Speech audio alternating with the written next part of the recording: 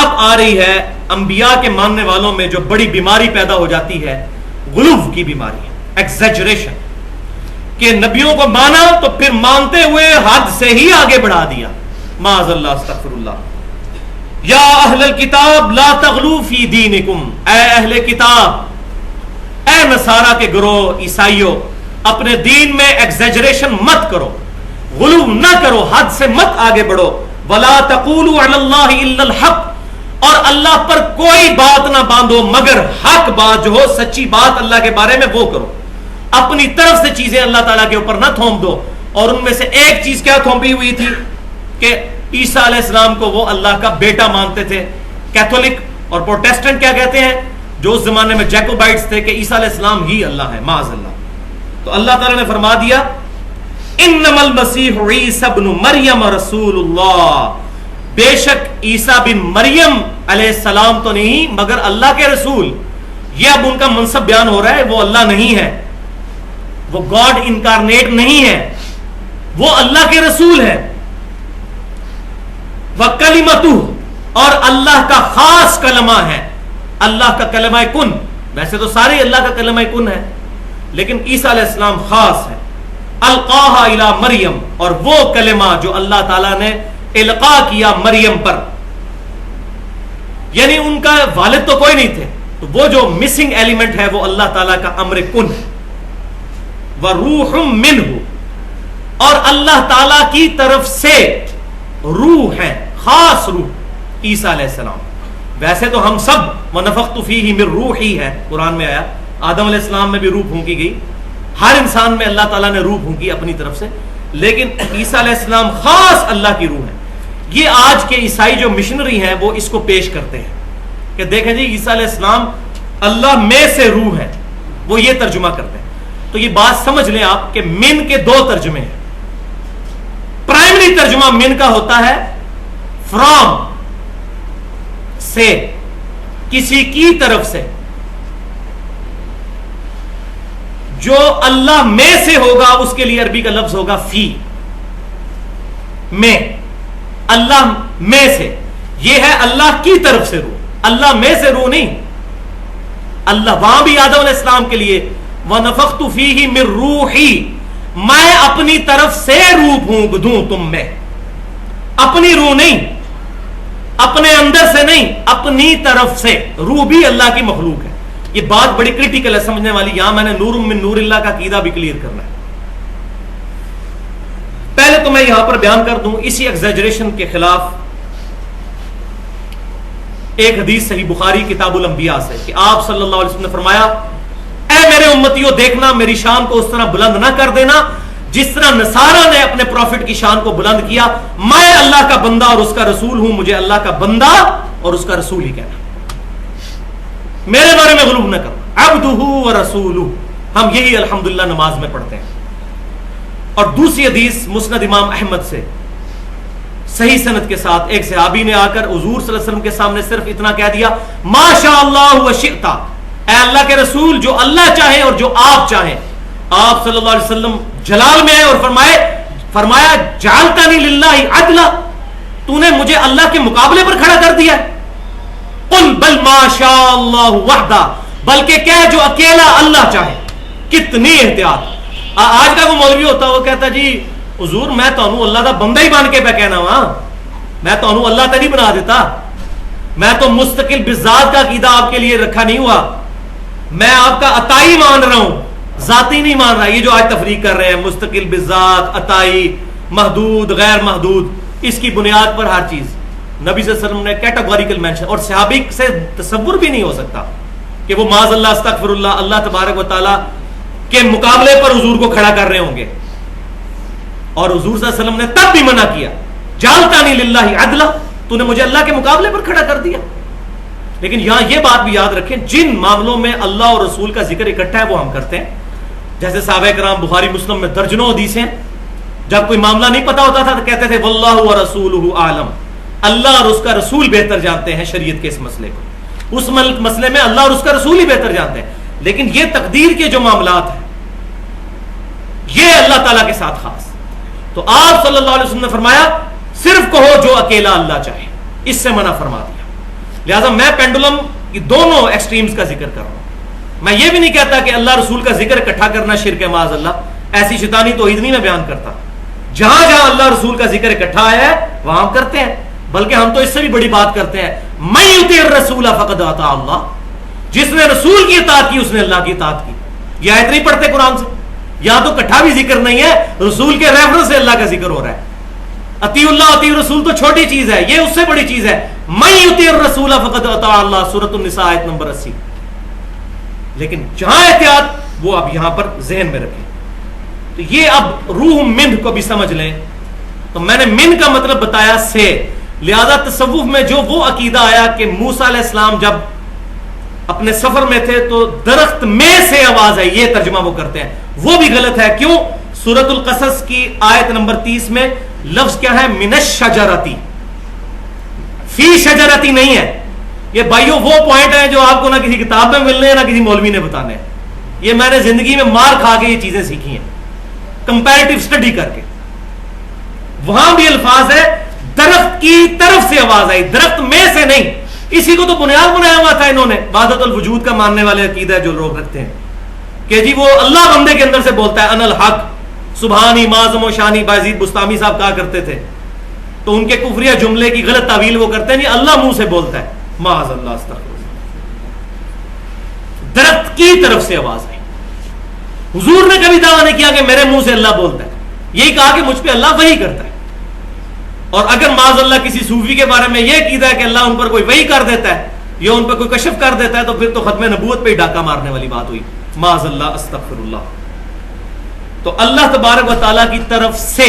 لہذا اب یہ ذرا ٹھنڈے دل سے ایک جملہ سن لیں, شاید آپ کو یہ برا بھی لگے, لیکن میں چونکہ ایمانداری کے ساتھ بات کرتا ہوں اور میں چاہ رہا ہوں یہ چیز ریکارڈنگ میں بھی آ جائے کہ ہمارے جو بریلوی بھائی یہ لفظ بولتے ہیں نا, نور من نور اللہ, یہ کوئی شرکیہ جملہ نہیں, نہ یہ کوئی کفریہ جملہ ہے. یہ عقیدہ دیکھنا ہوگا کیا ہے. اگر وہ نور من نور اللہ کا مطلب یہ لیتے ہیں کہ اللہ میں سے کوئی نکلا ہے, تو یہ تو واضح لم یلد ولم یولد کے خلاف ہوگا. نہ اللہ نے کسی کو جنا, نہ اللہ میں سے کوئی نکلا, نہ اللہ کسی میں سے نکلا. اور انشاءاللہ آپ کو کوئی ایسا بریلوی عقل مند نہ عالم نہ عوام میں ملے گا جس کا یہ عقیدہ ہو کہ اللہ میں سے رسول اللہ نکلے ہیں, معاذ اللہ. اس کو وہ بھی کفر کہیں گے. نور من نور اللہ, یہاں اللہ تعالیٰ نے عیسیٰ علیہ السلام کو کہہ دیا ہے روح منہ, روح من روح اللہ, اللہ کی طرف سے روح. نور من نور اللہ, اللہ کی طرف سے نور ہدایت. الحمدللہ یہ قرآن بھی نور ہدایت ہے, ہمارے نبی صلی اللہ علیہ وسلم بھی نور ہدایت ہے. سورۃ المائدہ کی آیت نمبر 15 میں آیا ہے قد جاءکم من اللہ نور و کتاب مبین, بے شک اللہ تعالیٰ کی طرف سے ایک نور تمہارے پاس آیا اور ایک کتاب آئی. تفسیر تبری اہل سنت کی پہلی تفسیر جو پہلے 300 سال میں لکھی گئی, امام ابن جریر الطبری رحمہ اللہ المتوفا 310 ہجری, انہوں نے اسی آیت کی تفسیر میں لکھا ہے اس سے نور سے مراد نبی صلی اللہ علیہ وسلم کی مبارک ذات ہے. تو ہم آپ صلی اللہ علیہ وسلم کو نور ہدایت مانتے ہیں. مسند امام احمد میں, جامعہ ترمذی میں, سنن کبرا, دلائل النبوہ امام بہیقی میں, ان تینوں کتاب میں جو میں نے اپنا جو لیکچر دیا تھا 2 گھنٹے کا ولادت مصطفیٰ والا 12 ربیع الاول پر صلی اللہ علیہ وسلم, اس میں میں نے ایک حدیث بیان کی تھی بڑی لمبی, اس میں آخر میں الفاظ تھے, صحیح سند کے ساتھ ہے یہ تینوں کتابوں میں. اور مشکات شریف میں شیخ البانی نے بھی اس کو صحیح کہا اور شیخ زبیر علی زئی صاحب نے بھی صحیح کہا کہ میں اپنی والدہ کا وہ خواب ہوں جو انہوں نے پیدائش کے وقت دیکھا کہ ان کے جسم سے ایک نور نکلا جس سے شام کے محلات بھی ان کے لیے روشن ہو گئے. تو یہ نور سے مراد نور ہدایت کہ آپ صلی اللہ علیہ وسلم کی دعوت ہدایت بالآخر شام تک بھی پہنچ گئی. نور سے مراد وہ نہیں ہے کہ نبی صلی اللہ علیہ وسلم نور سے پیدا ہوئے ہیں, یہ تو آپ صلی اللہ علیہ وسلم کی توہین ہے. کیوں؟ فرشتے نور سے پیدا ہوئے. اس طریقے سے بریلوی بھائیوں کو بات سمجھائی جاتی تو سمجھ آ جاتی. وہ بیچارے سمجھتے ہیں کہ نور نہ ماننا تو گستاخی ہو جائے گی. ہم کہتے ہیں نور ماننا گستاخی ہے کیونکہ فرشتے نور سے بنے اور انسان مٹی سے, اور انسان نور سے افضل ہے.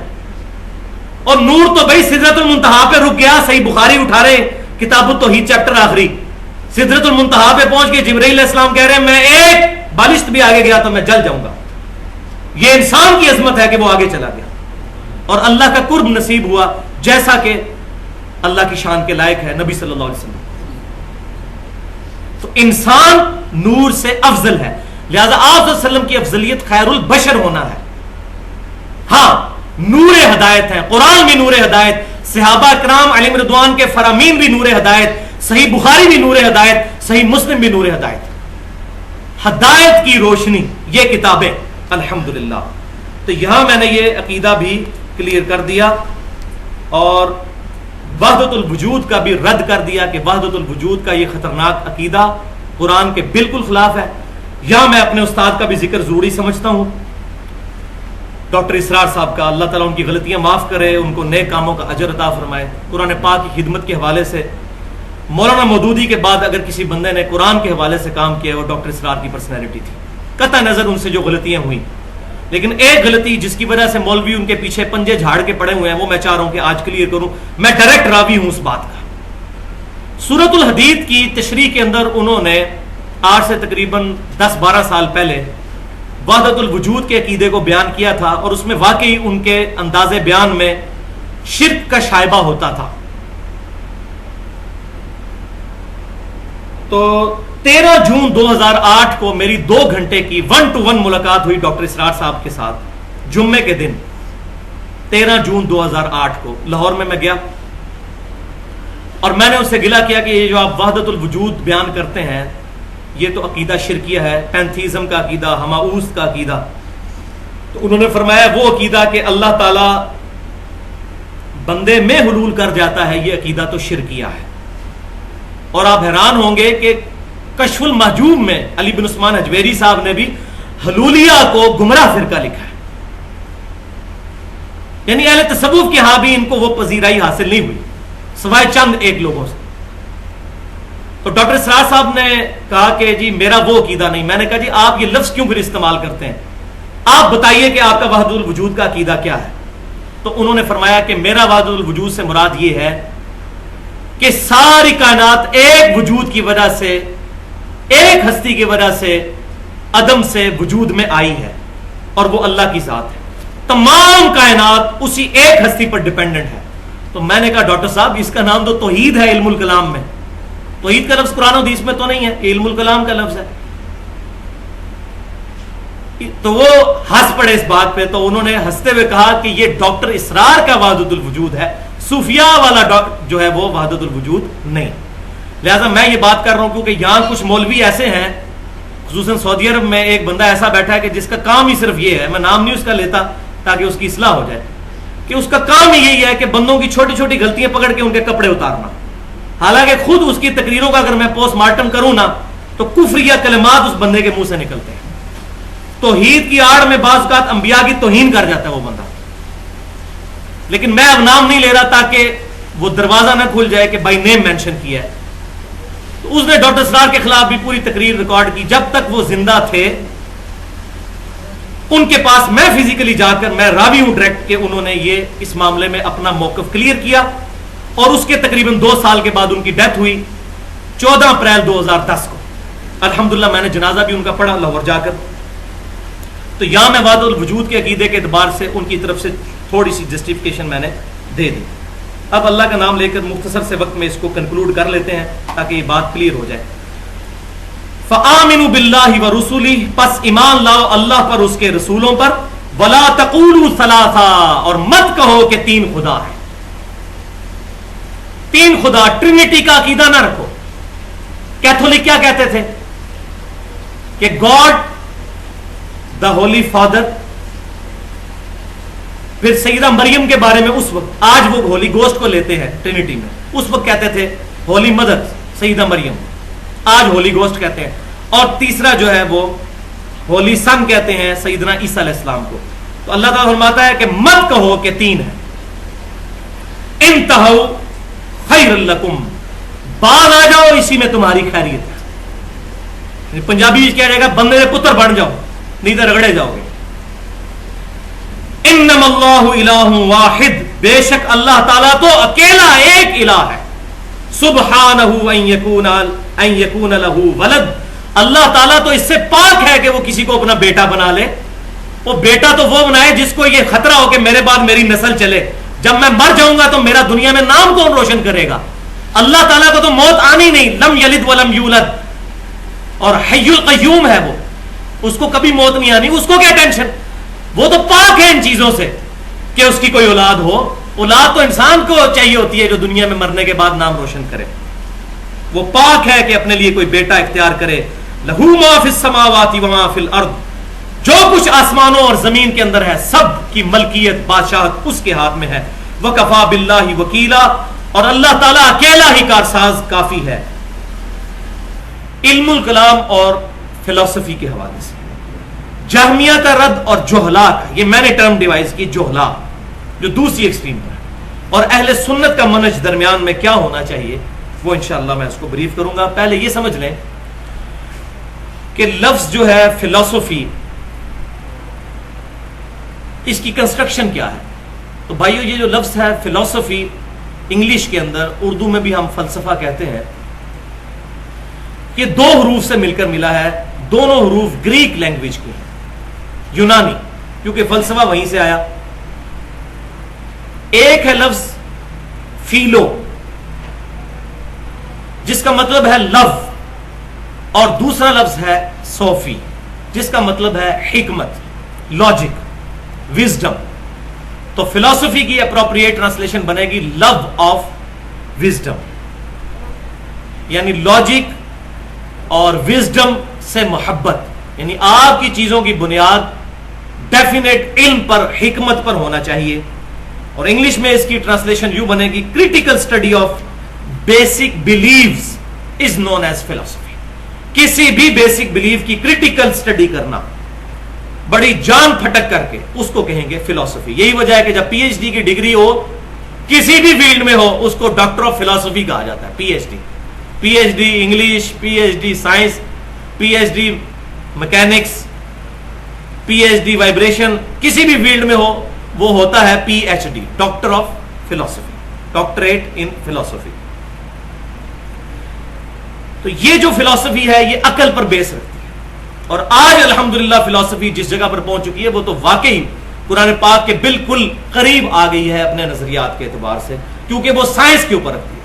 پہلے صرف زبانی کلامی علم تھا، اب ڈیفینیٹ علم سائنس کا پروف بھی ہم کر سکتے ہیں. تو یہ ہو گئی فلسفی جو عقل کے ذریعے چلتی ہے. اس کے پیرلل میں جو مذہب کی بنیاد ہوتی ہے، جو نقل کے ذریعے آتی ہے نسل در نسل، جیسے یہ ریویلڈ نالج انبیاء کے ذریعے پھر کتاب و سنت کے ذریعے ہم تک پہنچا، اس کے لیے لفظ استعمال ہوتا ہے تھیوسوفی. فلسفی اور تھیوسوفی. اب یہ دونوں چیزوں میں کشمکش ہمیشہ سے چلتی آ رہی ہے. اس کشمکش کو دور کرنے کے لیے جو علم استعمال ہوتا ہے اس کو کہتے ہیں علم الکلام، گفتگو کرنے کا ڈھنگ، کہ کسی طریقے سے مذہب کی بات کو عام لوگوں تک فلسفے کی ٹرم میں سمجھا دیا جائے. مثال کے طور پر توحید کا لفظ نہ قرآن میں موجود ہے نہ حدیث میں موجود ہے، یہ فلسفے کی ٹرم ہے. معجزہ، عقل کو عاجز کر دینے والی چیز. قرآن پاک میں لفظ معجزہ استعمال نہیں ہوا بلکہ آیات لفظ استعمال ہوا ہے، حالانکہ معجزہ بھی عربی کا لفظ ہے. اب آیت کا لفظ کافی نہیں تھا انبیاء کے لیے کہ ہم نے انبیاء کو آیات دیں علیہم السلام، لیکن وہ علم الکلام کی ضرورت پڑی بات سمجھانے کے لیے تاکہ وہ فلسفے کا اور تھیوسفی کا جو گیپ ہے وہ کم کیا جائے. اسی طریقے سے لفظ معصوم، یہ بھی عربی کا لفظ ہے. انبیاء کرام معصوم ہوتے ہیں، نہ قرآن میں یہ لفظ کہیں موجود ہے نہ حدیث میں موجود ہے، یہ بھی فلسفے کی ٹرم ہے. اسی طریقے سے مختلف قسم کی ٹرمنالوجی فقہ میں، عقائد میں آئی، اہل سنت، اسی طریقے سے اہل تشیع، ناسبی، رافضی، یزیدی، جس طرح یہ ٹرم یوز کی تو لوگ کہتے ہیں جی آپ یہ کیوں کر رہے ہیں، قرآن حدیث میں کوئی نہیں. تو قرآن حدیث میں معجزہ بھی ذرا نکال کے دکھائے نا، خالی رافضی یزیدی والا مسئلہ کیوں ہے؟ یہ ٹرمز ڈیوائز کی جاتی ہیں باتوں کو سمجھانے کے لیے. اسی طریقے سے توحید کے لیے ما فوق الاسباب، ما تحت الاسباب، یہ بھی قرآن حدیث میں کوئی نہیں موجود. یہ انہی چیزوں کو ایک ٹرم ڈیوائز کر کے اس کا نام رکھا گیا. لہذا علم الکلام فی نفسہ ہی کوئی بری شے نہیں ہے. جس طرح بعض جہلا کا یہ نظریہ ہے کہ یہ کوئی اللہ معافی دے کوئی کتاب و سنت کی مخالفت پہ کوئی وضع کیا ہوا علم ہے، اس کا استعمال برا ہے. چھری کا استعمال برا ہے، بندہ بھی مار سکتے ہیں اور مرغی ذبح کر کے بھی سامنے رکھ سکتے ہیں کھانے کے لیے. چھری فی نفسی بری چیز نہیں، اس کا استعمال برا ہے۔ لہٰذا یہ اصطلاحات جو استعمال ہوئیں، تو اس میں اللہ تعالیٰ کی ذات اور صفات کے حوالے سے جو اختلاف پایا جاتا ہے اس پہ میں پرٹیکولر تھوڑی سی گفتگو کروں گا، باقی چیزوں کو سکپ بھی کر دیا جائے تو خیر ہے۔ تو بھائیو، ایک طرف ایکسٹریم ہے جہمیہ کا گروہ، جنہوں نے قرآن و سنت میں جو اللہ کی صفات آئیں، مثال کے طور پر اللہ کا ہاتھ، اللہ کی آنکھیں، اللہ کی پنڈلی، اللہ کا عرش، یہ سارے الفاظ قرآن اور سنت میں استعمال ہوئے بغیر کسی تمثیل کے۔ یوں نہیں میں ہاتھ کہہ سکتا، لیس کمثلہ شیء، اللہ کی مثل کوئی شے نہیں، جیسا اس کی شان کے لائق۔ یہ جتنی چیزیں آئیں تو جہمیہ کا ایک گروہ تھا جنہوں نے ان تمام چیزوں کو علم الکلام کے ذریعے ذبح کرنا شروع کر دیا اور کہا جی ہاتھ مراد نہیں، قدرت مراد ہے، عرش مراد نہیں، اس سے غلبہ حکومت مراد ہے، آنکھیں مراد نہیں، اس طریقے سے مختلف تعویل، حالانکہ واضح الفاظ قرآن و سنت میں موجود ہیں۔ سورۃ الانبیاء کھول کے دیکھیں، اللہ تعالیٰ فرماتا ہے سورۃ الحج میں کہ ہم آسمانوں کو اپنے دائیں ہاتھ میں لپیٹ لیں گے۔ اب اس کی کیا تعویل کی جائے سوائے اس کے کہ دایاں ہاتھ جیسا اس کی شان کے لائق ہے، لیکن انہوں نے کہا نہیں، اس سے مراد قدرت ہے، تو پھر دائیں کا لفظ کیوں استعمال ہوا؟ تو یہ ایکسٹریم تھی ایک جہمیہ کی۔ اب ظاہر ہے جب بھی کوئی ایکسٹریم آتی ہے تو اس کے مقابلے میں جب اس کا رد شروع ہوتا ہے تو دوسری ایکسٹریم آ جاتی ہے، جو آج ہمارے انڈیا پاکستان میں خصوصاً جو اہل حدیث مکتبہ فکر کے لوگ ہیں، جن کو میں باقیوں کی نسبت کتاب و سنت کے منہج کے سب سے قریب سمجھتا ہوں، ان میں یہ تھوڑا سا غلو آنا شروع ہوا، ایگزیجریشن۔ ان میں چند جاہل لوگ پیدا ہوئے جنہوں نے یہ کہنا شروع کر دیا علم الکلام تو یہ تو ہے ہی علم الکفر ہے، یہ تعویل کرنا ہے ہی شرک اور کفر۔ بھائی ہر وقت تعویل کرنا کفر اور شرک نہیں، کئی تعویلات انہوں نے خود بھی کی ہوئی ہیں۔ تو میں اب 3 بڑی مثالیں پیش کروں گا جس میں وہ لوگ خود بھی تعویل کرتے ہیں، اس وقت اگر کفر مان لیا جائے تو یہ کفر کا فتویٰ ان پر بھی لوٹے گا۔ پہلی مثال سورۃ القصص کی آیت نمبر 88، آخری آیت ہے پارہ نمبر 20 میں، بسم اللہ الرحمن الرحیم، کل شیء ہالک الا وجہہ، ہر شے ہلاک ہو جائے گی سوائے اس کے چہرے کے۔ یہ ہے اس کی لفظی ٹرانسلیشن، سوائے اس کے چہرے کے یعنی اللہ کے۔ کل من علیہا فان وَيَبْقَى وَجْهُ رَبِّكَ ذُو الْجَلَالِ وَالْإِكْرَامِ، ہر شے فنا ہو جائے گی سوائے تیرے رب کے چہرے کے۔ اس کا ترجمہ اٹھا کے دیکھیں جو سعودی عرب سے بھی قرآن چھپا ہے، احسن البیان صلاح الدین یوسف صاحب کا، انہوں نے بھی ترجمہ یہی کیا کہ ہر چیز ہلاک ہو جائے گی سوائے اللہ کے چہرے کے، سوائے اللہ کے منہ کے۔ ترجمہ جونا گڑھی صاحب کا ہے، ان کی تفسیر ہے صاحب۔ اب ترجمہ تو بالکل صحیح کیا، تو ساتھ ہی انہوں نے تفسیر میں لکھا یہاں منہ مراد نہیں بلکہ اللہ کی ذات مراد ہے۔ تو تعویل کر لی نا، ہونا تو چاہیے تھا منہ سے مراد منہ ہی لیتے، چہرے سے مراد چہرہ ہی لیتے۔ تعویل کیوں کی؟ کیونکہ اگر یہ تعویل نہ کرتے تو پھر یہ ماننا پڑتا کہ معاذ اللہ کی شان کے لائق جو اللہ کے ہاتھ ہے وہ بھی ختم ہو جائیں گے، کیونکہ صرف چہرے کی بات ہے، ہر چیز کو ہلاکت ہے سوائے اللہ کے چہرے کے۔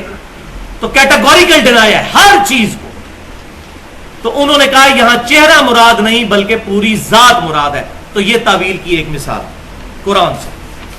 دوسری مثال تعویل کی صحیح بخاری اور مسلم کی متفق علیہ حدیث ہے، آپ صلی اللہ علیہ وسلم نے فرمایا ابن آدم مجھے گالی دیتا ہے، حدیث قدسی، اللہ فرماتا ہے کہ ابن آدم مجھے گالی دیتا ہے جب وہ کہتا ہے زمانے کو برا، حالانکہ زمانہ میں ہوں۔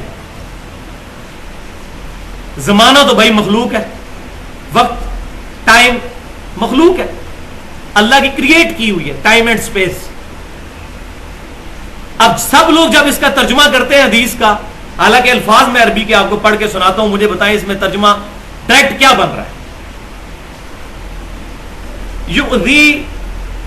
یؤذین ابن آدم یسب الدہر، ابن آدم مجھے اذیت دیتا ہے جب وہ گالی نکالتا ہے زمانے کو، وَأَنَا الدَّهْرُ، جبکہ زمانہ میں۔ اللہ کا نام الدہر کہیں پر بھی نہیں ہے، حالانکہ یہاں الفاظ ہے وَأَنَا الدَّهْرُ، میں الدہر ہوں۔ اگر یہ ترجمہ کر لیا جائے تو پھر اللہ تعالیٰ بھی مخلوق بن جائے گا باذ اللہ۔ تو سب نے یہ ترجمہ کیا اس کا کہ انا الدہر سے مراد یہ ہے کہ زمانے کا خالق اللہ ہے، اللہ کی مخلوق میں برائی نکالنا اللہ کی برائی کرنا. اتنی بڑی تعویل کی, زمین و آسمان کی کلابیں ملا دی ہیں تعویل کرتے ہوئے. تو یہ تعویل کیوں کی؟ صرف اس لیے کہ وہ دوسرا معنی لیا جائے تو بیڑے گرک ہو جائے گا. علم الکلام یہاں استعمال کرنا پڑا, اس کے بغیر چارہ نہیں ہے. یہ میں اس لیے بتا رہا ہوں کہ ادھر یہ اس جولا کے طبقے نے مولانا مودودی کے اوپر فتوے لگائے ہیں کہ یہ اہل سنت کی انہوں نے رائے چھوڑ دی, انہوں نے تو بڑی بڑی آیات کی تعویل کر دی ہے. بھائیو یہ تعویل کیوں, اس کے اوپر کفر کے فتوے کیوں نہیں لگتے؟ ٹھیک ہے مجھے بھی مولانا مودودی سے بعض جگہ پر اختلاف ہے, لیکن اوورآل ان کا وہ مقصد نہیں تھا معاذ اللہ جو جہمیہ کا عقیدہ تھا. انہوں نے دونوں مطلب لکھے ہیں عرش پر استوا کے. انہوں نے کہا کہ عین ممکن ہے کوئی یہ عرش واقعی فزیکلی ہو, اور عین ممکن ہے اس سے مراد سلطنت ہو. جب ایک بندہ اپنے دونوں مفہوم بیان کر رہا ہے, اب اس کے بارے میں بدگمانی نہ کی جائے جبکہ وہ اہل سنت کے منہج پر. ورنہ یہ وہی پنجابی والی بات ہے, بعض لوگوں کو بری لگتی ہے, یہ الزامی جواب ہے جس کو پنجابی میں کہا جاتا ہے پھکی. مثال نمبر 3 صحیح بخاری اور مسلم کی متفق علیہ حدیث ہے. امام کائنات صلی اللہ علیہ وسلم نے فرمایا 7 لوگوں کو اللہ کا سایہ نصیب ہوگا اس دن جس دن کسی اور کا سایہ نہیں ہوگا سوائے اس کے سائے کے. عربی سن لیں آپ, سبعۃ یظلھم اللہ فی ظلہ, 7 لوگ ایسے ہیں جن کو اللہ تعالی اپنا سایہ عطا فرمائے گا, یوم لا ظل الا ظلہ, جس دن کوئی سایہ نہیں ہوگا سوائے اس کے سائے کے, اللہ کے سائے کے. تو اللہ کا سایہ ہے, کسی نے ترجمہ نہیں کیا, سب نے بریکٹوں میں لکھا ہوا ہے اس دن اللہ اپنے عرش کا سایہ نصیب کرے گا. یہ تعویل کیوں کرنی پڑی؟ عرش کے الفاظ دور دور تک کہیں نہیں اس میں موجود, الفاظ واضح ہیں, لا ظل الا ظلہ, کوئی سایہ نہیں سوائے اس کے سائے. تو یہاں بھی تعویل کرنی پڑ گئی, علم الکلام کا استعمال کرنا پڑ گیا. یہ بھائیوں میں یہ ٹیکنیکل گفتگو کر رہا ہوں, انشاءاللہ جب بعد میں لوگ سنیں گے ان کو پتا چلے گا ان ایشوز کو آج تک کسی نے ایڈریس کیا نہیں. اس حوالے سے یہ اتنی امپورٹنٹ چیزیں ہیں کہ یہ کیپیبلٹی سے باہر ہے, لوگوں کو یہ پہلے چیزیں سمجھنی پڑتی ہیں پھر بیان کرنی پڑتی ہیں. اب اہل سنت کا منہج اس کے درمیان ہے, نہ تو ہم جہمیہ ہیں اور نہ جہلا ہیں, ہماری درمیان کی راہ ہے. اہل سنت فرقہ نہیں, اہل سنت منہج. اور وہ یہ ہے کہ جہاں پر ہمارے سلف نے تعویل کی, صحابہ تابعین تبع تابعین نے سمجھتے ہوئے, اس تعویل کو ہم بھی جائز سمجھتے ہیں. اور آج بھی اگر بعض چیزوں کی تعویل کرنی پڑ جائے علم الکمال کلام کے حوالے سے, اور سلف میں اس کے بارے میں کوئی رائے نہ ملتی ہو, اس کی مخالفت میں بھی نہ ملتی ہو, تو کوئی حرج نہیں اس معاملے میں. کوئی نہیں کرنا چاہتا نہ کرے, لیکن فتویٰ بازی کسی پر نہ کی جائے. اب اہل سنت کا, اصحاب الحدیث کا منہج محدثین کا کیا ہے اللہ کی ذات اور صفات کے حوالے سے؟ 2 حدیثیں میں یہاں پر بیان کروں گا. یہ بہت کریٹیکل احادیث ہیں اور دونوں جامعہ ترمذی کے اندر ہیں.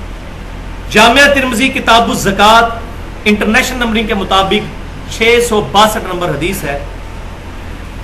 رسول اللہ صلی اللہ علیہ وسلم نے ارشاد فرمایا, اور یہ حدیث بخاری اور مسلم میں بھی ہے, لیکن ترمذی سے میں اس لیے پڑھ رہا ہوں کہ اس پہ امام ترمذی نے اہل سنت کا منہج بھی ساتھ بیان کیا ہے اور جہمیہ کا رد کیا ہے. ایگزیکٹ امام ترمذی کے میں الفاظ انشاءاللہ یہاں سے پڑھتا ہوں. نبی صلی اللہ علیہ وسلم نے ارشاد فرمایا, بے شک اللہ صدقے کو قبول کرتا ہے اور داہنے ہاتھ کو آگے بڑھا کر اپنے داہنے ہاتھ میں صدقہ لیتا ہے, پھر اس کی پرورش کرتا ہے یہاں تک کہ وہ احد پہاڑ کے برابر ہو جاتا ہے, جیسا کہ تم میں سے کوئی شخص گھوڑے کے بچے کو پالے اور وہ بڑا ہو جائے. اس طریقے سے اللہ تعالیٰ تمہاری نیکی کو پالتا ہے, اپنے دانے ہاتھ سے تمہارے صدقے کو ریسیو کرتا ہے. اب دانا ہاتھ یہ واضح طور پر الفاظ موجود ہیں جیسے قرآن میں آئے تھے. اس کی تعویل یہ کرنا کہ اس سے مراد قدرت ہے, یہ سخت زیادتی ہے, یہ جہمیہ نے. اس پر کیا کامنٹس ہیں؟ امام ترمذی لکھتے ہیں, یہ الفاظ غور سے سنیں, اس اور اس جیسی کئی احادیث جن میں اللہ کی صفات کا ذکر ہے, جیسا کہ اللہ کا ہر رات کو دنیا کے آسمان پر اترنا, تو کئی اہل علم کہتے ہیں کہ یہ روایات ثابت ہیں اور ہم ان پر ایمان لاتے ہیں, لیکن وہم میں مبتلا نہیں ہوتے کہ اس کی ڈیٹیل کیا ہے, اس میں نہیں پڑھتے. بس یہ نہیں کہا جائے گا کہ کیسے اور اس کی کیفیت کیا ہے وغیرہ وغیرہ. اسی طرح امام مالک بن انس امام مالک, سفیان بن عیینہ, عبداللہ بن مبارک, یہ تینوں چوٹی کے اہل سنت کے علماء, تبع تابعین میں سے. ان کا بھی یہی کہنا ہے کہ ان احادیث پر صفات کی کیفیت میں پڑے بغیر ایمان لانا ضروری ہے. اہل سنت والجماعت کا یہی قول ہے. اہل سنت والجماعت, یہ لفظ امام ترمذی نے استعمال کیا, امام مسلم نے. یہ اس زمانے کے اہل سنت والجماعت ہے, آج کے نہیں. اور اہل حدیث بھی اس زمانے کے, آج کے والے نہیں. آج کوئی بھی بندہ اگر اس منہج پہ ہوگا وہ وہی والا اہل حدیث کی اصحاب الحدیث ہوگا, اور اگر اس منہج پہ نہیں ہے تو خالی ٹائٹل لگانے سے نہیں ہوگا. اسی طریقے سے اہل سنت وہی ہوگا جو واقعی اس منہج پہ ہوگا, خالی ٹائٹل لگانے سے اہل سنت نہیں بنے گا. اہل سنت کا یہی قول ہے, اہل سنت والجماعت کا یہی قول ہے. لیکن جہمیہ ان روایات کا انکار کرتے ہیں اور کہتے ہیں کہ یہ تشبیہ ہے, حالانکہ اللہ نے قرآن میں کئی جگہ اپنے ہاتھ اور سماعت اور بصیرت کا ذکر کیا. جہمیہ ان آیات کی تعویل کرتے ہوئے ایسی تفسیر کرتے ہیں جو اہل علم میں سے کسی نے نہیں کی. جہمیہ کہتے ہیں اللہ نے آدم علیہ السلام کو اپنے ہاتھ سے پیدا نہیں کیا, پس ان کے نزدیک ہاتھ کے معنی قوت ہے. اس کے جواب میں امام اسحاق بن ابراہیم کہتے ہیں کہ تشبیہ تو اس صورت میں ہوگی کہ اگر یہ کہا جائے کہ اس کا ہاتھ کسی کے ہاتھ جیسا ہے, یا کسی کے ہاتھ کی مثل ہے, یا اس کی سماعت کسی کی سماعت سے مماثلت رکھتی ہے. بس اگر یہ کہا جائے کہ اس کی سماعت فلاں کی سماعت جیسی ہے تو یہ تشبیہ ہوگی. لہٰذا اگر صرف وہی کہا جائے جو اللہ نے کہا ہے کہ ہاتھ, سماعت, بصر, اور یہ نہ کہا جائے کہ اس کی کیفیت کیا ہے یا اس کی سماعت فلاں کی سماعت کی طرح ہے, تو یہ تشبیہ نہیں ہوگی. اللہ کی یہ صفات اسی طرح ہے جس طرح اللہ نے ان کے وصف میں فرما دیا. سورہ شورى آیت نمبر 11 پارہ نمبر 25, لیس کمثلہ شیء وہو السمیع البصیر, اللہ کی مثل کوئی شے نہیں اور وہی سننے والا دیکھنے والا. تو یہاں امام مالک کا وہ قول جس پر امت نے اجماع کیا وہ بہت اہم قول ہے. اللہ کا عرش پر استوا معلوم ہے, کیفیت مجہول ہے, یہ نہیں پتا کس طرح. یہ نہیں کہہ سکتے جس طرح میں کرسی پر بیٹھا ہوں اللہ عرش پہ بیٹھا ہے, ایسا نہیں, معاذ اللہ. اور امام نے تیمیہ کے اوپر بھی تہمت لگائی ابن بطوطہ نے کہ وہ یہ کہا کرتے تھے. ان کا بھی ایسا فاسد عقیدہ نہیں تھا, ان کی طرف یہ بات غلط مشہور. باقی مجھے ان سے کئی معاملات میں اختلاف ہے, لیکن جو بات انہوں نے نہیں کی اس مسئلے میں ہم ان کا دفاع کریں گے. یہ بات انہوں نے نہیں کی. کیفیت معلوم ہے, کیفیت مجہول ہے. استوا معلوم ہے, کیفیت مجہول ہے, اور سوال کرنا بدعت ہے کہ وہ کیسے مستوی. یہ امام مالک کا قول. تین چیزیں. دوسری حدیث ہے تو ضعیف, لیکن اس حدیث کے ساتھ امام ترمذی کے کامنٹس ہیں وہ پڑھنا میں ضروری سمجھتا ہوں. جامعہ ترمذی کتاب التفسیر انٹرنیشنل نمبر کے مطابق 3298 نمبر حدیث ہے. نبی صلی اللہ علیہ وسلم نے بیان فرمایا, سند ضعیف ہے, اس ذات کی قسم جس کے قبضے قدرت میں محمد صلی اللہ علیہ وسلم کی جان ہے. بات یہ ٹھیک ہے اگرچہ یہ حدیث کی سند ضعیف ہے. اگر تم لوگ زمین میں نیچے کی طرف رسی پھینکو گے تو وہ اللہ تک ہی پہنچے گی. پھر یہ آیت پڑھی, هو الاول والآخر والظاہر والباطن وهو بكل شيء علیم, سورۃ الحدید کی آیت نمبر 3. وہی اول ہے, وہی آخر ہے, وہی ظاہر ہے, وہی باطن ہے, اور وہ ہر چیز کا احاطہ اپنے علم کے ذریعے کیے ہوئے. اس پر امام ترمذی کیا کمنٹس کرتے ہیں؟ اہل علم اس حدیث کی تفسیر میں کہتے ہیں کہ رسی کا اللہ کی طرف پہنچنے سے مراد اس رسی کا اللہ کے علم تک پہنچنا ہے. دیکھیں تعویل آ گئی ادھر بھی, یہ چوتھی مثال ہو گئی علم الکلام کی. تعویل کر لی نا, حالانکہ حدیث کے الفاظ تھے اللہ تک پہنچے گی, انہوں نے کہا نہیں, یہاں مراد اللہ کا علم ہے, اس کی قدرت اور حکومت تک پہنچنا ہے, کیونکہ اللہ کا علم, اس کی قدرت اور اس کی حکومت ہر جگہ پر ہے, اور وہ خود تو اپنے عرش پر ہے, جیسا کہ خود اس نے اپنی کتاب یعنی قرآن میں بیان فرما دیا. کئی جگہ پر آیا الرحمن علی العرش استوى ثم استوى علی العرش, اللہ تعالیٰ عرش پر مستوی ہوا جیسا کہ اس کی شان کے لائق ہے. تو لہذا یہ احمد بریلوی صاحب نے بہت پیارا ترجمہ کیا ہے, اللہ اپنے عرش پر مستوی ہے جیسا کہ اس کی شان کے لائق ہے, بریکٹ میں. بہت پیارا ترجمہ. بجائے اس کے کچھ لوگوں نے ترجمہ کیا اللہ عرش پر جا بیٹھا, معاذ اللہ, استغفر اللہ. یہ الفاظ نہیں استعمال کرنا. اللہ عرش پر مستوی ہے جیسا اس کی شان کے لائق ہے، اس کے لیے کوئی تمثیل بیان نہیں کریں گے۔ اگلے پوائنٹ چھوٹے چھوٹے ہیں۔ پوائنٹ نمبر 3، وحدت الوجود کے عقیدے میں جو شرکیہ پہلو ثابت کرنے کے لیے، اگر وہ ڈاکٹر اسرار صاحب والا وحدت الوجود ہو جو میں نے پچھلی دفعہ بتایا، جو میں نے ڈاکٹر صاحب سے خود ڈسکشن کی، ریکارڈنگ والی نہیں، جو خود ڈسکشن کی تھی، تو وہ توحید کو وحدت الوجود کہہ رہے تھے، اس کا معاملہ ڈیفرنٹ ہے، الفاظ سے ہمیں کوئی چیڑ نہیں۔ میں نے پچھلی دفعہ بتایا نور من نور اللہ کا بھی اگر کوئی عقیدہ ان معنوں میں رکھتا ہے کہ نبی صلی اللہ علیہ وسلم اللہ کی طرف سے آئے ہوئے نور ہدایت ہیں، تو یہ بات بالکل ٹھیک ہے۔ لیکن اگر وہ عقیدہ رکھتا ہے فاسد کہ اللہ میں سے کوئی نکلا، تو یہ کلمہ کفر ہے، اور یہ کسی کا بھی عقیدہ نہیں ہے، معاذ اللہ استغفر اللہ، کسی کا ایسا عقیدہ نہیں ہے، اور اگر ہے تو اس کو اپنے اس فاسد عقیدے سے توبہ کرنی چاہیے۔ یہ پوائنٹ نمبر 3 جو تھا وہ حدیث صحیح بخاری کی کتاب الرقاق چیپٹر میں انٹرنیشنل نمبرنگ کے مطابق 6502 نمبر حدیث ہے۔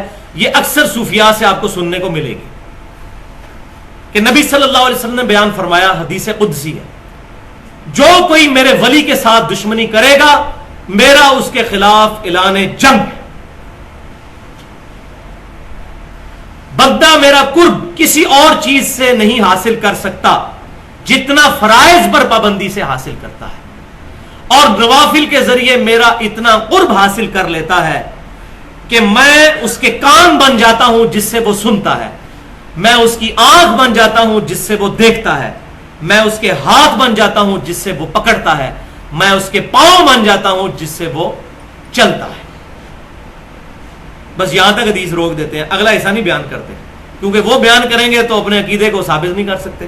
اگلے الفاظ کیا ہیں کہ آپ صلی اللہ علیہ وسلم نے ساتھ ہی فرمایا کہ اللہ تعالیٰ فرماتا ہے اگر وہ مجھ سے کوئی دعا کرتا ہے تو میں قبول کرتا ہوں، اور اگر مجھے میری طرف رجوع کرتا ہے کسی کے خلاف میری پناہ حاصل کرنے کے لیے، میری پناہ میں آتا ہے تو میں اس کو پناہ بھی عطا کر دیتا ہوں اس کے دشمن کے خلاف۔ یہ نہیں بیان کرتے، کیونکہ پھر وہ دوبارہ اللہ کے پاس پہنچ جائے گا، وہ جب تک اس کو اللہ نہ بنا لیں اس وقت تک تسلی نہیں ہونی۔ جب وہ اللہ سے ہی مانگ رہا ہوگا، اللہ کی پناہ میں آ رہا ہوگا، پھر کہیں گے جی پھر بزرگاں تک ہی کمال ہے، تو وہ پوری حدیث نہیں پڑھتے۔ یہ ہاتھ بن جاتا ہوں، پاؤں بن جاتا ہوں، کان بن جاتا ہوں، پھر میں وہی بات کروں گا، یہ 5ویں مثال ہوگی۔ اب تعویل کرنی پڑے گی، یہاں بھی ایگزیکٹ اگر ترجمہ کریں گے وہ جوہلا والا، جہمیہ والا، یہاں پر اگر وہ والا مسئلہ لیا جائے تعویل والا تو اس کے بغیر چارہ نہیں ہے۔ یہ 5ویں مثال ہو جائے گی تعویل کی، 5ویں پھکی ہو جائے گی، تعویل کرنی پڑے گی۔ فزیکلی اللہ تعالیٰ کسی کے کان نہیں بنتا، اس سے مراد کیا ہے؟ کان بن جاتا ہوں، ہاتھ بن جاتا ہوں، پاؤں بن جاتا ہوں، اس سے مراد یہ ہے کہ اس کے یہ تمام اعضاء پھر گناہوں سے کنارہ کشی اختیار کر لیتے ہیں، پرفیکٹلی اس کو نیکیوں پر استقامت مل جاتی ہے۔ جیسے اردو میں بھی محاورتاً بولا جاتا ہے فلاں کا تو اوڑھنا بچھونا ہی یہی ہے، جیسے ہمارے پروفٹ کے لیے سورۃ الانعام کی آیت نمبر 162 میں آیا قل ان صلاتي ونسكي ومحياي ومماتي لله رب العالمین۔ اے محبوب صلی اللہ علیہ وسلم آپ فرما دیجئے بے شک میری نماز، میری قربانی، میرا جینا، میرا مرنا سب کچھ اللہ کے لیے، میرا سب کچھ اوڑھنا بچھونا اللہ کی ذات ہے۔ یہ ہے وہ معنی۔ اس پہ پھر اعتراض کرتے ہیں کہ جی کہ وہ تو پہلے ہی گناہوں سے بچا ہے تو تب اللہ نے اس کو یہ انعام دیا ہے۔ بات بالکل ٹھیک ہے، جو بندہ گناہوں سے بچے گا پھر اللہ تعالیٰ اس کو یہ انعام دے گا، لیکن بھائیوں اللہ تعالیٰ کا انعام دینا اصل میں ہے کسی کا نیکیوں پر استقامت اور گناہوں سے بچنے پر استقامت۔ یہ تو اللہ کی توفیق کے بغیر ممکن نہیں۔ پہلے انسان کک مارے گا پھر اللہ کی طرف سے رسپانس آئے گا، وَالَّذِينَ جَاهَدُوا فِينَا لَنَهْدِيَنَّهُمْ سُبُلَنَا، جو لوگ ہماری راہ میں کوشش کریں گے ان کے لیے ہم اپنی راہیں کھولیں گے۔ تو پہلے کک بندے نے مارنی ہے، پھر اللہ تعالیٰ اس کو استقامت دے گا، جس کا ثبوت وہ سورہ آل عمران کی آیت نمبر 31 ہے۔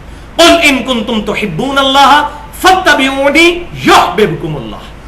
اے محبوب صلی اللہ علیہ وسلم ان سے فرما دیجئے اگر اللہ سے محبت کرتے ہو تو پھر میری یعنی نبی صلی اللہ علیہ وسلم کی اتباع کرو، پھر اللہ تم سے محبت کرے گا، اور اللہ جب محبت کرے گا تو پھر ظاہر ہے گناہوں سے محفوظ کر دے گا، اور اس کے ساتھ بھی موجود ہے وَيَغْفِرْ لَكُمْ ذُنُوبَكُمْ، تمہارے گناہوں کو بھی معاف کر دے گا۔ تو ہاتھ بن جاتا ہوں، پاؤں بن جاتا ہوں، اس سے مراد ڈائریکٹ بننا نہیں ہے، بلکہ اس سے مراد یہ ہے، اور وہ عقیدہ حلولیہ کا اس کو تو میں نے بتایا کشف المحجوب میں بھی کفر لکھا ہے. ایک محی الدین ابن عربی نے غلط نظریات پیش کیے تو تصوف میں کئی لوگوں نے ان کا رد کیا. شیخ احمد سرہندی جن کو مجدد الافسانی صاحب کہا جاتا ہے, انہوں نے باقاعدہ پوری کتاب لکھی ہے فتوحات مدینہ. ان کے رد میں محی الدین ابن عربی کی کتاب تھی فتوحات مکیہ جس میں شرکیہ عقیدے تھے, اس کا رد خود ایک صوفی نے کیا ہے, شیخ احمد سرہندی صاحب نے, آج سے 400 سال پہلے. تو وہ عقیدہ تمام تصوف کو پریزنٹ نہیں کرتا. پوائنٹ نمبر 4 وہ ہے علم غیب اور کشف کے حوالے سے کہ غیبی علوم انبیاء کرام علیہ السلام کے علاوہ کسی اور کے لیے ماننا. تو بھائیو ایسا عقیدہ رکھنا ختم نبوت کے منافی ہے, سوائے ایک چیز کے جو بخاری اور مسلم میں ہے کہ میری وفات کے بعد اب نبوت کی خبروں میں سے صرف مبشرات باقی ہیں. پوچھا گیا مبشرات کیا ہیں, تو فرمایا آپ صلی اللہ علیہ وسلم نے کہ وہ خواب ہے. لیکن ساتھ ہی صحیح مسلم میں حدیث ہے, آپ صلی اللہ علیہ وسلم نے فرمایا کہ خواب شیطان کی طرف سے بھی ہو سکتا ہے اور خواب اللہ کی طرف سے. اب یہ فیصلہ پھر کتاب و سنت پہ ہوگا کہ یہ خواب صحیح ہے یا فراڈ ہے, کیونکہ ہر مکتبہ فکر ہی نبی صلی اللہ علیہ وسلم کو خواب میں دیکھتا ہے اور کہتا ہے جی نبی صلی اللہ علیہ وسلم نے کہا کہ یہ جماعت ٹھیک ہے, باقی ساری فارغ ہے. میں تو ساری جماعتیں پھری ہیں, کیا تبلیغی جماعت, کیا دعوت اسلامی, اسی طریقے سے باقی مکاتب فکر کی جماعتیں, ساروں کے پاس ماشاءاللہ تھوک کے حساب سے خواب موجود ہے بیان کرنے کے لیے. اور پھر دوسرے کا نہیں مانیں گے, اپنا ہی مانیں گے, انہیں جی ان کو تو آ ہی نہیں سکتا خواب. تو بھائیو یہ جو ایک دوغلی پالیسی چل رہی ہے نا, یہ بہت غلط چیز ہے. اسی کو بنیاد بنایا صوفیاء نے, اور انہوں نے کہا جی ہمیں جو ہے وہ کشف ہو جاتا ہے, غیبی خبریں حاصل ہو جاتی ہیں. اور پھر ان صوفیاء کے بھی پھر چیزوں کو یوز کر کے پھر ایک بندے نے بالکل ننگی قسم کی بات کر دی, اور بیچارہ جو ہے وہ کافر ڈکلیئر ہو گیا, غلام احمد قادیانی. بیچارہ اس لیے کہہ رہا ہوں کہ اس سے بڑی باتیں صوفیاء کر کے گئے ہیں, لیکن ان کو ہم سارے رحمت اللہ علیہ کہتے ہیں. ہم سے مراد جو آپ لوگ ہیں, میں تو نہیں کہتا, میں تو احتیاط کرتا ہوں, نہ ان کے بارے میں بدگمانی کرتا ہوں اور نہ کوئی حسن ظن رکھتا ہوں, کیونکہ ان کی کتابوں میں بہت کچھ فراڈ موجود ہے. کسی کو تسلی کرنی ہو تو ہمارا ریسرچ پیپر ahlsunnatpak.com پہ رکھا ہوا ہے, اندھا دھند پیروی کا انجام. کوئی بزرگ کلمہ پڑھوا رہے ہیں لا الہ الا اللہ چشتی رسول اللہ, کوئی کلمہ پڑھوا رہے ہیں لا الہ الا اللہ اشرف علی تھانوی رسول اللہ, معاذ اللہ استغفر. تو حسن ظن کیسے ہم قائم رکھیں بھائی؟ تو ہم بریک ایون پوائنٹ پہ آ جاتے ہیں, نہ ان کو ہم گستاخ ڈکلیئر کرتے ہیں اور نہ ان کی بزرگی کا اعتراف کرتے ہیں. لیکن بھائیو انہی چیزوں کو پھر بنیاد بنایا نا غلام احمد قادیانی نے, اور اس نے جو ہے وہ اپنی کتاب کے اندر باقاعدہ صوفیاء کے کشف کے حوالے دیے ہیں. اس کی آپ اگر کتابیں پڑھیں نا, روحانی خزائن, حقیقت الوحی خصوصاً وہ کتاب, کشتی نوح, مکتوبات احمدیہ, یہ کتابیں آپ پڑھیں تو آپ دنگ رہ جائیں گے. اس نے کہا جی یہی باتیں صوفیاء کرتے آئے ہیں, ان کو آپ سارے بزرگ مانتے ہو اور میں نے بات کی ہے. اور پھر اس نے اس میں حقیقت الوحی میں تو یہاں تک کہا ہے کہ میں اللہ کی قسم اٹھا کے کہتا ہوں کہ مجھ پہ جو کچھ کشف اور الہام ہو رہا ہے یہ اللہ کی طرف سے ہو رہا ہے. تو بھائیو یہ سارے دعوے پھر بالآخر اس رزلٹ تک پہنچے, اس کے پیچھے بنیاد ان لوگوں نے فراہم کی. تو ہم ان کا بھی رد کرتے ہیں. اس پہ میں نے 50 منٹ کی گفتگو کی ہے علم غیب پر, ahlsunnatpak.com پہ مسئلہ نمبر 6 کے نام سے رکھی ہوئی ہے, وہ ڈیٹیل سے سن لیں. اس میں میں نے کشف اور ان تمام چیزوں کو ڈیٹیل کے ساتھ بیان کیا. لیکن آج یہاں پر میں 2 حدیثیں بیان کرنا ضروری سمجھتا ہوں. پہلی حدیث صحیح بخاری اور مسلم کی کہ آپ صلی اللہ علیہ وسلم نے فرمایا, متفق علیہ حدیث ہے, کہ پہلی امتوں میں جو گزر چکی اگلی امتیں, ان میں محدث ہوا کرتے تھے. ایک ہوتا ہے محدث, حدیث روایت کرنے والا, ایک ہوتا ہے محدث جس کے دل میں بات ڈالی جائے. تو پچھلی جو امتیں جو اگلی گزر چکی ہیں ان میں محدث ہوا کرتے تھے. میری امت میں اگر کوئی ہوتا تو سیدنا عمر ہوتے, اگر ہوتا تو وہ بھی صرف ایک بندے کا آپ نے فرمایا کہ وہ عمر ہوتے, وہ بھی نہیں ہے. پہلے کشف اور الہام ہو جایا کرتا تھا, جیسے حضرت موسیٰ کی والدہ کو ہوا, عیسیٰ علیہ السلام کی والدہ کو ہوا, وہ انبیاء میں سے تو نہیں تھی. لیکن اس امت میں یہ بین ہے. تو میں اس پہ ایک جملہ بولا کرتا ہوں, جس طریقے سے توحید آخری درجے میں کامل ہوئی اس امت میں کہ سجدہ تعظیمی بھی حرام ہو گیا جو پچھلی امتوں میں جائز تھا, ختم نبوت بھی آخری درجے میں ہوئی کہ کشف اور الہام جو غیر انبیاء کو پہلے ہوا کرتا تھا وہ اس امت میں بھی حرام کر دیا گیا کہ نہیں ہوگا, فراڈ ہی ہوگا اگر کوئی کہتا ہے. اس پہ وہ جو سیدنا عمر کی طرف ایک ضعیف روایت اور باسندیں تو اس کی ہے ہی من گھڑت ہے کہ سیدنا عمر نے 600 میل دور ایک ساریہ نامی جرنیل کو دیکھا اور کہا یا ساریۃ الجبل. یہ اکثر آپ سنیں گے حضرت عمر فاروق رضی اللہ تعالیٰ عنہ کی جب شہادت کے دن آتے ہیں تو جمعے کی تقریروں میں لوگ یہ بیان کر رہے ہوتے ہیں. بھائیو یہ اصول محدثین پر بالکل ریجیکٹڈ روایت ہے. اس کے مقابلے میں صحیح بخاری میں کتاب الشہادات کے اندر ایک روایت ہے کہ سیدنا عمر رضی اللہ تعالیٰ عنہ کہتے ہیں کہ پہلے جب تک نبی صلی اللہ علیہ وسلم ہم میں موجود تھے تو اللہ تعالیٰ وحی کے ذریعے ہمارا مواخذہ کر لیتا تھا. کوئی بندہ بات چھپاتا تھا, اللہ تعالیٰ اپنے نبی کو بتا دیتا تھا. اب وحی کا سلسلہ ختم ہو چکا ہے. اب ہم لوگوں کے چہروں پر, ان کے ظاہری اعمال پر فیصلہ کرتے ہیں. ہمیں نہیں پتا ان کے دلوں میں کیا ہے. یہ بخاری میں تو سیدنا عمر یہ کہہ رہے ہیں تو یا ساری الجبل کی طرف, اور نہیں جی اللہ تعالیٰ چاہے تو پھر دکھا دے. بھائیو یہ فارمولہ اگر فٹ کر لیا جائے نا تو سارے کے سارے فاسد عقیدے جائز ہو جائیں گے. پھر اللہ تعالیٰ چاہے تو حضرت علی آج بھی مدد کر سکتے ہیں ہماری, یہ بھی ٹھیک ہے. اللہ تعالیٰ کے بارے میں آپ کون ہوتے ہیں فیصلہ کرنے والے, کہ آپ کون ہوتے ہیں کہ اللہ تعالیٰ یہ چاہے گا؟ وَلَا تَقُولُوا عَلَى اللَّهِ إِلَّا الْحَقِّ, مت بکواس کرو اللہ کے بارے میں مگر حق بات کہو اللہ کے بارے میں. یہ سب بکواس کرنا ہے اللہ تعالیٰ کے بارے میں, سب گستاخانہ جملے ہیں. آپ کو کس نے اختیار دیا کہ آپ یہ بات کریں کہ اللہ تعالیٰ چاہے تو یہ کر لے گا, اللہ تعالیٰ چاہے تو مردہ زندہ ہو کے باہر آ جائے گا؟ وَلِعَاذُ بِاللَّہ. تو یہ قرآن جھوٹ کہہ رہا ہے سورۃ الانبیاء کی 95 نمبر آیت میں کہ جو مر گیا قیامت تک اب دنیا میں واپس نہیں آئے گا.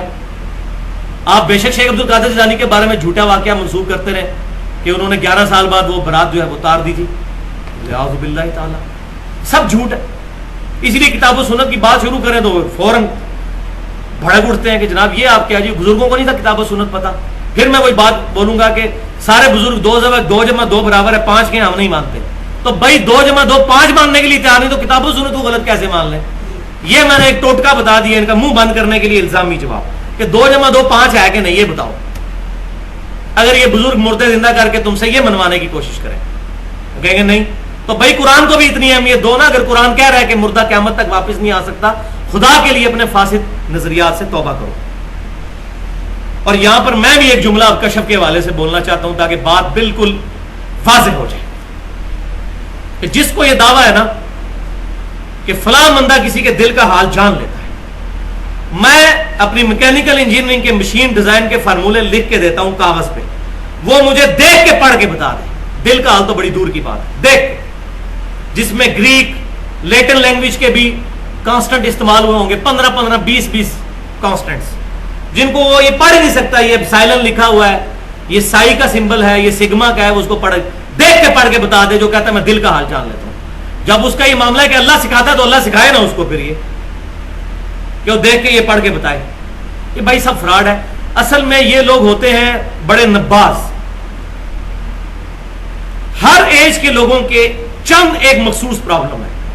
15 سال سے لے کے 20 سال تک کی جو عمر کے لوگ ہیں ان کے مخصوص پرابلم ہے, وہ ان کو پتا ہوتے ہیں. اس عمر کا جب بندہ جائے گا وہ 2-3 باتیں کریں گے, یا کہ رشتے کا چکر چل رہا ہوگا, یا وہ پڑھائی میں اس کی سپلی آئی ہوئی ہوگی. یہ 2-3 کیسز ہی ہوں گے. پھر 25 سے لے کر 35 سال تک اور ایشو ہوں گے کہ شادی شدہ ہوا اولاد نہیں ہو رہی ہوگی, یا بیوی بات نہیں مانتی ہوگی. 3-4 وہ تکے لگائیں گے, ٹھیک ہو جائے گا, کہیں گے جنہوں نے دل کا حال جان لیا. پھر اس سے بڑی عمر میں اور پرابلمز. تو ان کی بڑی نبض ہوتی ہے معاشرے کے اوپر. تو یہ اس طریقے سے یہ نباز ہوتے ہیں بڑے.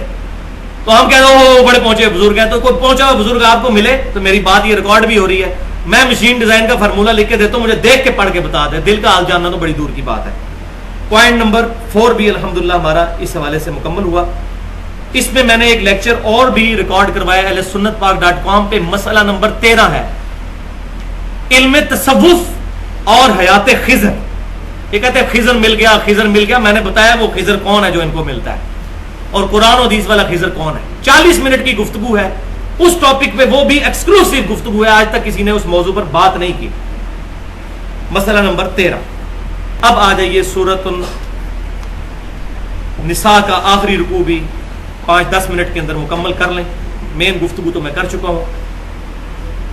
5واں سٹیپ پہلے میں نے بتایا تھا, ان 13 آیات کے اندر 7 سٹیپ ہیں جس میں سے 4 کور ہو چکے. 5واں سٹیپ ہے اور وہ ہے غلو کا علاج, ایگزیجریشن کا علاج. بسم اللہ الرحمن الرحیم. سورۃ النساء آخری رکوع. لن يستنكف المسيح ان يكون عبدا للہ، عیسیٰ بن مریم کبھی بھی اس بات میں اور محسوس نہیں کریں گے کہ ان کو اللہ کا بندہ کہا جائے. وہ تو فخریہ کہیں گے میں اللہ کا بندہ ہوں. وَلَا الْمَلَائِكَةُ الْمُقَرَّبُونَ، نہ ہی اللہ کے فرشتے اس بات میں کوئی اور یا اپنے لیے شرمندگی محسوس کریں گے کہ وہ اپنے آپ کو اللہ کا بندہ کہیں. ہم تو سمجھتے ہیں کسی کو اللہ کا بندہ کہہ دیا شاید کوئی چھوٹا ٹائٹل دے دیا ہے. یہ تو کہنا چاہیے کہ وہ اللہ تعالیٰ کا وزیر ہے زمین و آسمان میں. یہ جب تک نہ کہیں اس میں تسلی نہیں ہوتی. حالانکہ نماز میں ہم پڑھتے ہیں عبدہ و رسولہ، بلند ترین درجہ ہے، خاص بندے اللہ کے اور خاص رسول. کوئی فرشتہ بھی اور محسوس نہیں کرتا. وَمَن يَسْتَنكِفْ عَنْ عِبَادَتِهِ، آ رہا ہے گاڑا فتویٰ. بات ہو رہی ہے نبیوں کی اور فتویٰ کتنا گاڑا. صرف بات سمجھانے کے لیے بھائیو، شرک is the most sensitive issue in the sight of اللہ. اللہ کی تلوار توحید کے معاملے میں ننگی ہے بالکل، وہ نہیں پھر دیکھتی کہ ذکر کس کا ہو رہا ہے. اگر انبیاء کے ساتھ اس طرح کی بات ہو رہی ہے تو آپ اور میں کسی شمار میں نہیں. بڑے سے بڑا کوئی صحابی تابعی کوئی بزرگ کسی کھاتے میں نہیں ہے اگر انبیاء کرام کے بارے میں یہ بات ہو رہی ہے. وَمَن يَسْتَنكِفْ عَنْ عِبَادَتِهِ، جو کوئی بھی ان میں سے بھی اگر انبیاء میں سے عیسیٰ بن مریم یا فرشتوں میں سے بھی کوئی، جبرائیل میکائیل اسرافیل میں سے بھی کوئی اگر ہماری عبادت سے تکبر کرے اور محسوس کرے مجھے اپنا رب ماننے پہ اور اپنے آپ کو بندہ کہنے پر، وَيَسْتَكْبِرْ، اور تکبر اختیار کرے، فَسَيَحْشُرُهُمْ إِلَيْهِ جَمِيعًا، تو یہ سب کے سب لوگ قیامت والے دن اللہ کے حضور جمع ہوں گے. کیسی دھمکی ہے. اگلی بات، فَأَمَّا الَّذِينَ آمَنُوا، تو جو لوگ ہوں گے ایمان والے، وَعَمِلُوا الصَّالِحَاتِ، اور نیک اعمال بھی کریں گے. خالی دودھ پینے والے مجنون نہیں ہوں گے، ایمان والے نہیں، خالی نیک اعمال کرنے والے بھی. فَيُوَفِّيهِمْ أُجُورَهُمْ، ان کو پورا پورا اجر دیا جائے گا. وَيَزِيدُهُمْ مِنْ فَضْلِهِ، اور اپنا فضل سے اللہ تعالیٰ مزید بھی عطا فرما دے. اللہ اکبر کبیرہ، والحمد للہ کثیرہ، وسبحان اللہ بکرۃ وأصیلا. وَأَمَّا الَّذِينَ اسْتَنكَفُوا، اور جو کوئی پھر اور محسوس کریں گے. یہ اب کانٹیکس وہی چل رہا ہے، چاہے وہ عیسیٰ علیہ السلام ہو یا فرشتے، یہ سمجھانے کے لیے بفرض محال وہ ایسا نہیں کریں گے، لیکن ہمیں بتایا جا رہا ہے. وَاسْتَكْبَرُوا، اور تکبر کریں گے. فَيُعَذِّبُهُمْ عَذَابًا أَلِيمًا، تو ایسے لوگوں کو ہم دردناک عذاب دیں گے، خالی عذاب نہیں.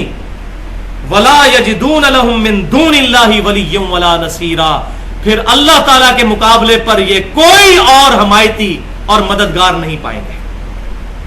بھائیو، توحید والے معاملے میں اللہ کی تلوار بالکل ننگی ہے.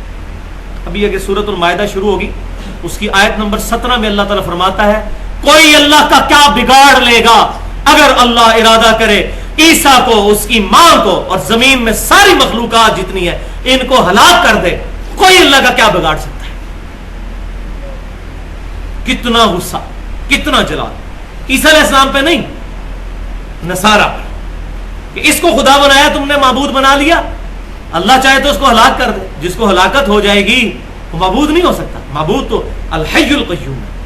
اور پھر آگے چل کر اسی چھٹے سپارے کے بالکل اینڈ میں یہ آیات آئیں گی، آیت نمبر 76. اللہ تعالیٰ فرماتا ہے نبی صلی اللہ علیہ وسلم ان عیسائیوں سے کہو کہ تم عیسیٰ اور ان کی والدہ کی عبادت کر رہے ہو جو نہ تمہارے نقصان کے مالک ہے نہ نفع کے. عبادت تو چھوڑے نا، عبادت کرنا نہ کرنا وہ تو الگ بات. اللہ تعالیٰ ہمارا عیسیٰ ان کی والدہ تمہارے نفع نقصان کے مالک نہیں. تو بھائی سیدنا علی رضی اللہ تعالیٰ عنہ اور شیخ عبد القادر جیلانی رحمۃ اللہ علیہ ہمارے نفع نقصان کے مالک کیسے ہو سکتے ہیں جب عیسیٰ اور ان کی والدہ جن دونوں کے نام بھی قرآن میں آئے ہوئے ہیں جو ڈیفینیٹلی اولیاء اللہ ہیں. یہ غلط باتیں ان کی طرف منسوب کی گئیں بزرگوں کی طرف، جس طرح انبیاء کی طرف غلط باتیں منسوب ہوئی. اور پھر سورۃ المائدہ میں اس کا کلائمیکس ہے جس پہ میرا وہ پمفلٹ ہے، اندھادھند پیروی کا انجام. سورۃ التوبہ آیت نمبر 31 میں اس کا کلائمیکس ہے. اتخذوا احبارهم ورهبانهم اربابا من دون اللہ، یہود و نصارہ نے اپنے مولویوں اور اپنے بزرگوں کو اللہ کو چھوڑ کر اپنا رب مان لیا ہوا تھا. انہی کی باتوں پر چلتے تھے، اللہ اور اس کے رسولوں کی شریعت کو چھوڑ دیتے تھے. پوائنٹ نمبر جو سٹیپ نمبر 6 سیکنڈ لاسٹ، یا ایھا الناس قد جاءکم برہان من ربکم. یہ جو میں نے کہا تھا پوائنٹ کہ دو چیزیں اللہ کی طرف سے آئی ہیں. اے لوگوں اب اللہ کی طرف سے برہان آ گئی ہے تمہارے پاس, روشن دلیل, یعنی نبی صلی اللہ علیہ وسلم. وَأَنزَلْنَا إِلَيْكُمْ نُورًا مُبِينًا, اور ساتھ ایک نور بھی نازل ہو گیا ہے ان کے, یہ کتاب. اس جگہ پر نور سے مراد اب قرآن ہے. سورۃ المائدہ کی آیت نمبر 15 میں نور سے مراد نبی صلی اللہ علیہ وسلم ہے. قد جاءکم من اللہ نور وکتاب مبین. وہاں بھی ہے آ گیا, نازل ہونا نہیں ہے وہاں پر. یہاں بھی جب آیا آ گیا وہ برہان کے لیے, اور نازل ہوئی کتاب, لیکن نور ہدایت. جو میں نے بتایا تھا قرآن بھی نور ہدایت ہے, صحیح بخاری بھی نور ہدایت ہے, صحیح مسلم بھی نور ہدایت ہے, صحابہ کے اقوال علیہم رضوان بھی نور ہدایت ہے. اب تمہارے پاس آ گیا اللہ کی طرف سے برہان, یعنی پروفٹ صلی اللہ علیہ وسلم, اور ان کے ساتھ کتاب بھی نازل ہو گئی. اس پر بھی میں ڈیٹیل سے گفتگو نہیں کروں گا آج. اس پر میرا پورا لیکچر ہے 2 گھنٹے کا, امام الانبیاء کی دعوت قرآن, جس میں میں نے ثابت کیا ہے کہ نبی صلی اللہ علیہ وسلم کا انسٹرومنٹ آف دعوت ہی قرآن ہے. اہل سنت پاک .com پہ ریسرچ پیپر بھی رکھا ہوا ہے امام الانبیاء کی دعوت قرآن. سورۃ الانعام آیت نمبر 19, وَأُوحِيَ إِلَيَّ هَذَا الْقُرْآنُ لِأُنذِرَكُم بِهِ وَمَن بَلَغَ. اے محبوب صلی اللہ علیہ وسلم, ہم نے قرآن اس لیے نازل کیا تاکہ آپ اس قرآن کے ذریعے تبلیغ کر دیں, سب کو ڈر سنا دیں, اور جس تک یہ پہنچ جائے وہ بھی اسی کتاب کے ذریعے, فضائل اعمال کے ذریعے نہیں, فضائل سنت کے ذریعے نہیں, الرحیق المختوم کے ذریعے نہیں, اس کتاب کے ذریعے دعوت کا کام کریں. تو وہ اس پہ آپ سن لیں کہ نبی صلی اللہ علیہ وسلم کا معجزہ قرآن, آپ صلی اللہ علیہ وسلم کا وسیع قرآن, آپ صلی اللہ علیہ وسلم نے حجۃ الوداع پر قرآن چھوڑا, آپ صلی اللہ علیہ وسلم ہر خطبے سے پہلے اما بعد فإن خیر الحدیث کتاب اللہ, آپ صلی اللہ علیہ وسلم کا سب سے بڑا اعلی دعوت اور اونلی اعلی دعوت یہ قرآن, الحمدللہ. تو وہ اس کو سن لیں. اور آخری سٹیپ اس میں ہے فَأَمَّا الَّذِينَ آمَنُوا, جو کوئی اب ایمان لے آئیں گے پروفٹ پر اور اس کتاب پر صلی اللہ علیہ وسلم, آمنوا باللہ, اللہ پر ایمان لائیں گے, وَاعْتَصَمُوا, اور پھر اللہ کے ساتھ چمٹ جائیں گے. اب اللہ کے ساتھ کون چمٹ سکتا ہے, پھر تعویل کرنی پڑے گی, یعنی اس کتاب کے ساتھ چمٹ جائیں. وَاعْتَصِمُوا بِحَبْلِ اللَّهِ جَمِيعًا وَلَا تَفَرَّقُوا, یہ وہی لفظ آ گیا وَاعْتَصَمُوا بِهِ, اللہ کے ساتھ چمٹنا یعنی کتاب اللہ کے ساتھ چمٹنا, جو اللہ کی رسی ہے. غدیر خم کی حدیث بھی میں اکثر بیان کرتا ہوں صحیح مسلم میں, اس میں بھی کہا گیا کہ اللہ کی رسی کتاب اللہ ہے. تو جو اس سے چمٹ جائے گا فَسَيُدْخِلُهُمْ فِي رَحْمَةٍ مِّنْهُ, تو ان قریب اللہ تعالیٰ داخل کر لے گا اسے اپنی رحمت میں, وفضل, اور اپنے فضل میں, وَيَهْدِيهِمْ إِلَيْهِ صِرَاطًا مُسْتَقِيمًا, اور اللہ تبارک و تعالیٰ پھر اس کو سیدھے راستے کی طرف رہنمائی فرما دے گا. منافقین کے لیے گزر چکا تھا کہ اللہ تعالیٰ نے فرمایا تھا اسی پچھلے رکوع کی آیت نمبر 168 میں کہ اللہ تعالیٰ نے 168 اور 169 میں کہ کافروں کے لیے آسان کر دیا جائے گا دوزخ کا راستہ, اور یہاں کہا گیا مومنین کے لیے ہدایت کا راستہ اللہ تعالیٰ آسان کر دے گا جو کتاب اللہ کو اور امام کائنات صلی اللہ علیہ وسلم کو پکڑ لے گا. الحمدللہ فلسفہ رسالت کے اعتبار سے یہ ہماری گفتگو یہاں پر کنکلوڈ ہوئی. اہل سنت پاک .com پہ مسئلہ نمبر 38 کے نام سے فلسفہ رسالت, ختم نبوت, وحدت الوجود اور علم الکلام کے حوالے سے یہ ہماری تقریباً 2 گھنٹے کی گفتگو الگ سے بھی انشاءاللہ اپلوڈ ہو جائے گی. اللہ تعالیٰ سے دعا ہے جو میں نے حق بات کہی ہمارے دلوں میں راسخ فرمائے. اگر جذبات میں میرے منہ سے کوئی غلط بات نکل گئی اللہ تعالیٰ ہمارے دلوں سے محو کر دے. ہمیں کتاب و سنت اجماع کی تعلیمات پر فرقہ واریت سے بالا تر ہو کر چلنے کی توفیق عطا فرمائے. سبحانک اللہم و بحمدک, اشہد ان لا الہ الا انت, استغفرک و اتوب الیک, وما علینا الا البلاغ المبین.